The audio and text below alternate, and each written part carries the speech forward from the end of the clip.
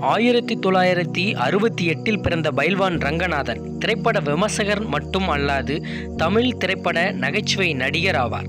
பல திரைப்படங்களில் துணை கதாபாத்திரத்தில் நடித்துள்ளார்.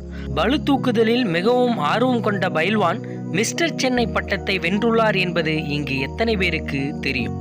இவரது உடல் அமைப்பை பார்த்து புரட்சித் தலைவர் எம்ஜிஆர் அவர்கள் பைல்வான் என அழைக்க பைல்வான் ரங்கநாதன் எனும் பெயர் இவருக்கு உருவானது. 7 ஆண்டுகள் காவலராக பணிபுரிந்து வந்த பைல்வான் எம்ஜிஆர் மீது வைத்த அன்பினால் வேலையை ராஜினாமா செய்துவிட்டு எம்ஜிஆர் அவர்களுக்கு பாதுகாவலராக இருந்துள்ளார்.